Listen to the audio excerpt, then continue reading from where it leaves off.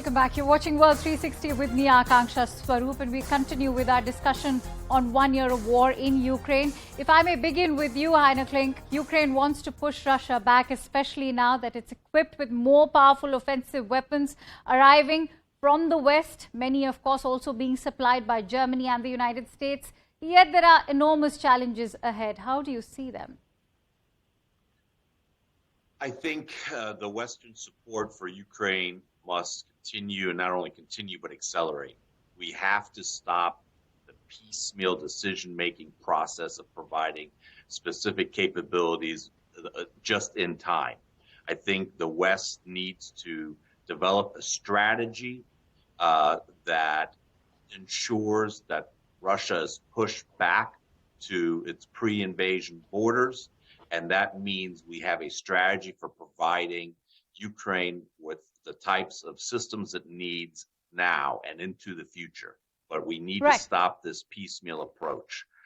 It does not serve the cause that we are supporting in Ukraine, and it only further exacerbates the operational challenges that the Ukrainians will face and fundamentally will prolong the war. Right.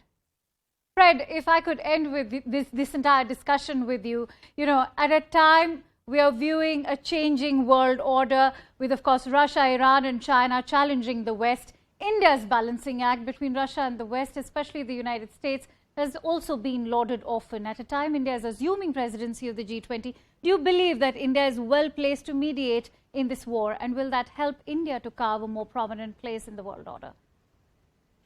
I think so, very much so. I live here in Russia. I've covered Russia for over 30 years.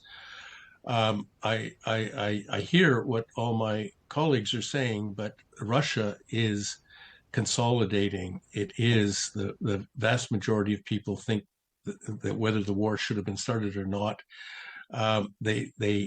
Russia somehow needs to win it. The country is gearing up for war. The economy is mobilizing. They have quite a lot of manpower, not yet integrated into the armed forces, and they do have the capacity to fight hard and long. This has to end, and it needs to be brought to an end by the international community. I don't think that there's any appetite for it in the West, and I don't think that, frankly, Russian leaders feel that the Western leaders have any credibility for them. Right. So who can step up? Who can mediate? I think it's countries like India, Turkey, Israel, countries that have balanced, have tried to, keep a cool head, stand between the two sides. All right. Not see it as some great moral crusade, but as a serious international problem that is aggravating daily. Those countries have influence in Moscow, and I really hope that they will get together and exercise some leverage. Fair enough. Edward, I'm running short of time, but I'd still like to give you 30 seconds to, explain something that you've also extensively written about. How can overcoming the divisions within the EU itself over Kosovo's independence be a blow to Putin, indirectly impacting this war in Ukraine?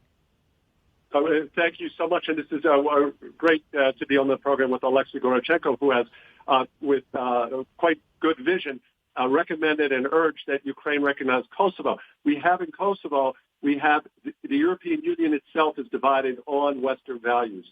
So we have 5 EU countries, 4 members of NATO who do not recognize Kosovo, which emerged justly as a sovereign state after Serbia unilaterally took away its autonomy, and Ukraine can be the catalyst. Ukraine's recognition can be the catalyst to change this injustice and to unify the position in NATO, which will move Serbia into the West. Serbia will join then the European Union and NATO. and Russia will be more isolated. All right. Many thanks to all my panelists for joining in on this show. I'd like to end with a small excerpt from the Ukrainian national anthem. It says, "Our enemies will die as the dew does in the sunshine, and we too, brothers, we live happily in our land." Here's hoping it's a happily ever after for all Ukrainians and the war ends in 2023. Thank you so much for watching World 360.